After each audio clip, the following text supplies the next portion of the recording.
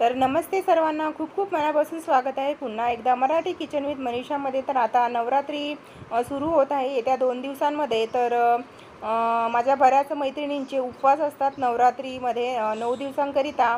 तर मी नवरात्रीच्या उपवासाकरिता स्पेशल उपवासाची इडली ही रेसिपी तुमच्यासाठी घेऊन आलेली आहे। तर किती सॉफ्ट बनलेली आहे बघा। चला तर मग लगेचच रेसिपीला सुरुवात करूया आणि व्हिडिओ पूर्ण फुल वॉच कराल। तर हे बघा, मी इथे भगर घेतलेली आहे साधारणतः पाऊण वाटी।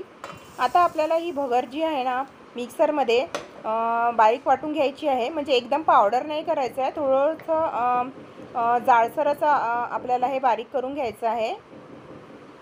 तर हे बघा, मिक्सरमध्ये हे थोडं जाडसर मी बारीक करून घेतलेलं आहे। एकदम पावडर आपल्याला करायचं नाही आहे, थोडं रवाळ ठेवायचं आहे हे भगर। तर हे बघा, भगर मी अशा प्रकारे बारीक करून घेतली। आता आपण हे एका पॅनमध्ये काढून घ्यायची आहे आणि यामध्ये आपण साधारणतः एक छोटी वाटी दही टाकायचं आहे। दही नॉर्मल दही आहे। यामध्ये थोडंसं चिमूटभर काळे मिरे पूड टाकायचं आहे आणि सेंधव मीठ टाकायचं आहे थोडंसं चवीनुसार। आता हे छान मिक्स करून घ्यायचं आणि यामध्ये थोडं पाणी टाकायचं आहे। पाणी आपल्याला इथे गरम करून घ्यायचं आहे।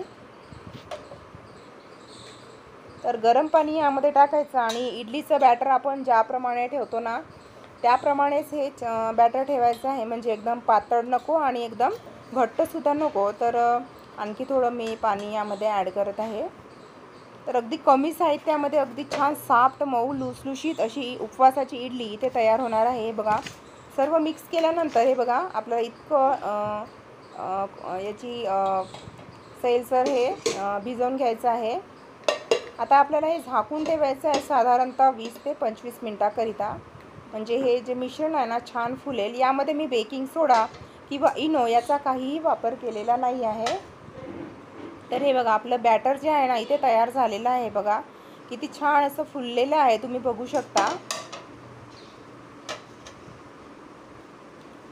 आणि मग आता इडली पात्राला थोडं तेलसुद्धा लावून घेतलेलं आहे।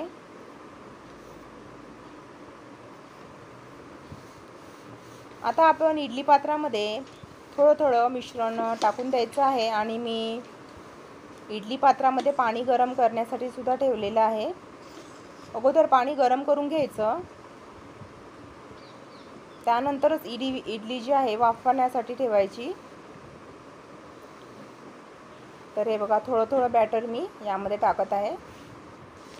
तर हे बघा, पाणी आपलं छान गरम झालेलं आहे। गरम म्हणजे एकंदरीत उकळलेलं आहे छान पाणी। यामध्ये आता आपण इडलीचं हे बघा हे पात्र ठेवून द्यायचे आहेत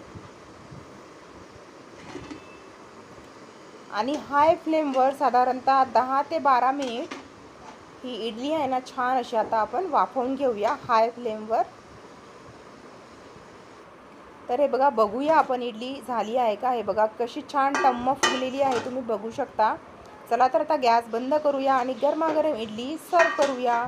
तर ही इडली जी आहे ना इन्स्टंट तयार होते आणि तुम्ही शेंगदाण्याच्या चटणीसोबत ही इडली खाऊ शकता। शेंगदाणे हिरव्या मिरचीची चटणी करायची आणि त्या चटणीसोबत ही तुम्ही इडली छान एन्जॉय करू शकता। तर उपवासाची ही इडली जी आहे ना नवरात्रीच्या उपवासाकरता स्पेशल बनवलेली आहे। तुम्हाला कशी वाटली ही रेसिपी नक्कीच सांगा कमेंट बॉक्समध्ये। आणि मी आता अजून छान छान उपवासाच्या रेसिपी तुमच्यासाठी घेऊन येणार आहे। तर अजूनपर्यंत जर तुम्ही माझ्या चॅनलला सबस्क्राईब नसेल केलं तर लवकर सबस्क्राईब करा अशाच छान रेसिपी बघण्याकरिता। आणि हो, पुन्हा एकदा तुमचे मनापासून खूप खूप धन्यवाद। तुम्ही वेळात वेळ काढून ही रेसिपी बघितली, तुमचा अमूल्य वेळ माझी रेसिपी बघण्याकरिता दिला, त्यासाठी तुमचे मनापासून धन्यवाद। रेसिपी आवडली तर लाईक करा, आपल्या फॅमिली फ्रेंडसोबत शेअर करा।